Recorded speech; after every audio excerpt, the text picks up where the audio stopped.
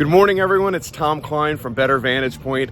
I'm here in San Antonio, Texas at La Cantera Resort and Spa. I haven't gotten to the resort and spa part because I'm here at Business Bourbon and Cigars with Sandy Cerami and Scott Joseph.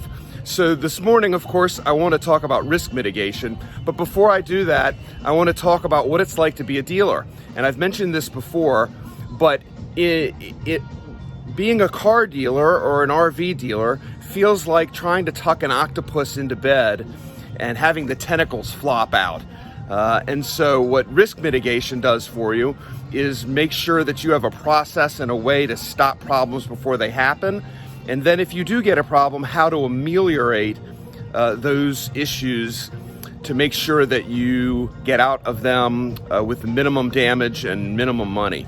So today I want to talk about you fall back on what you know, and that's why you need a plan. And the planning process is really a guideline for behavior. And the question is, when you get a lawsuit or a regulatory problem or the media, how do you respond to an ambush? And today I have a special guest, Errol Doebler. Good morning, Errol. Good morning, Tom.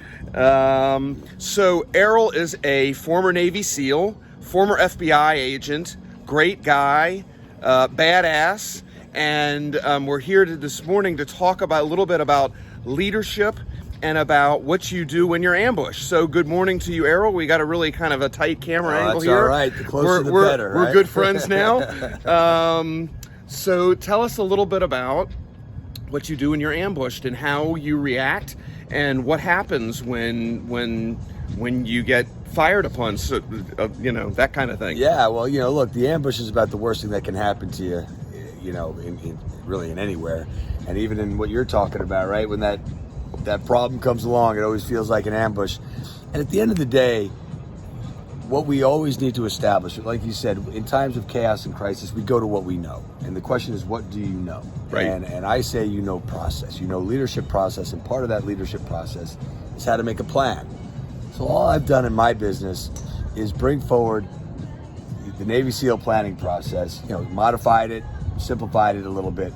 But basically the elements of that will really get you through anything. So when you're in crisis, what am I going to do? Boom, you go right to the planning process. Right. Yeah. So tell us about the planning process. Sure. It's a simple acronym, SMACC. I hate the acronym, but it is what it is. SMACCC. It's appropriate, right? You're getting smacked down, so time to smack down somebody else with a plan. Right. And again, the issue is you cover the elements of this process. Mm-hmm. You're either going to find success or the plan is going to tell you why you're not ready to go forward. Now, that's when you have time. In an emergency, you go with this. Go in an emergency, you go back to your default, right? That's Whatever it is that you know and whatever you've planned, you go back to your default. That's it. Okay. So, S, situation, set of circumstances dictating a need for action, right? This is key. You have to know why you're doing what you're doing. Here's what's happening. Do we even need to act? That's a good question to ask, because a lot of times we waste time acting when we don't need to. Right. So you determine your situation. If you decide you need to act, then you have to define your M, your mission. Okay? Now you could have several missions. That's okay. But what you can't have is a bunch of missions into one big compound sentence. You've got to separate out your missions. Okay? If you have a mission, you then have to determine the A, the actions. The things you need to do to accomplish your mission. It sounds like common sense, but trust me, it's not common practice, okay? What are the actions that you need to take on a big scale and a small scale to accomplish your mission? And if you have your actions and your mission, you have to assign C, command, okay? This is not I command you to do this. This is who is in charge of each action. There needs to be a name next to each action. There needs to be a name next to each mission. So when there's a problem, that person is assigned to that issue. That's it. You have this action. Tom, you're in charge of this action. Boom. Now, one name next to each action and each mission. You can't have multiple names, right? You can't do leadership by committee. It just doesn't work. Right. All right. Now, you can have a lot of people helping you. Right.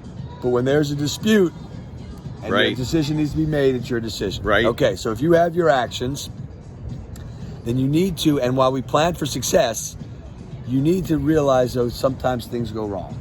And you need to account for contingencies, contingency planning. Okay, we have this action. what are 1 or 2 things that can go wrong? Or 4 or 5. Or 4 or 5. Now, if you start to get to too many things that can go wrong, right? Like, okay, now that's the 10th thing that can go wrong. This is where the plan starts to tell you, you may not be ready. Right. Wait a second, there's a lot of things that can go wrong here. Are we even ready to move forward? Right. Okay, but that said, what else does this do for you?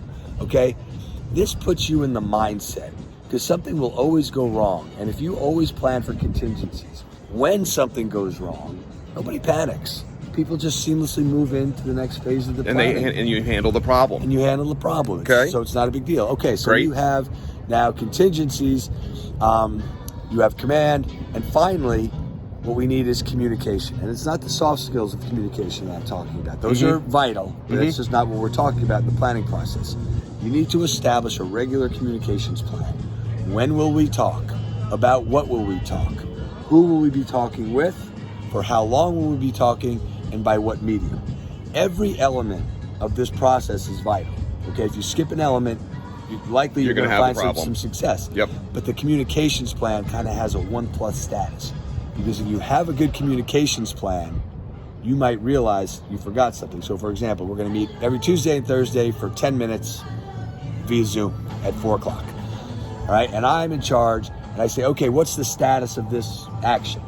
And I hear crickets. And I say, well, who's in command of that action? Who's in charge of that? Right. Crickets. Go back to the plan, like, oh, we forgot to assign command to that action. Good thing we have a good communications plan, so I caught that, because that might have been a real problem down the road. Right. So that's it. Simple planning process. It's not common practice at all, from my experience.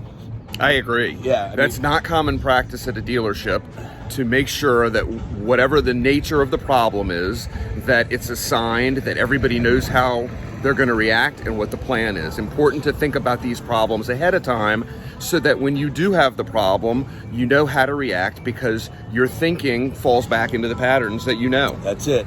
And it's when you go about this, things no longer look chaotic and complicated, because you have a steady plan that you always follow. Right. Things always look orderly. Right. There's never anything to really get upset about, because you know how you're going to tackle it. Right. Very good.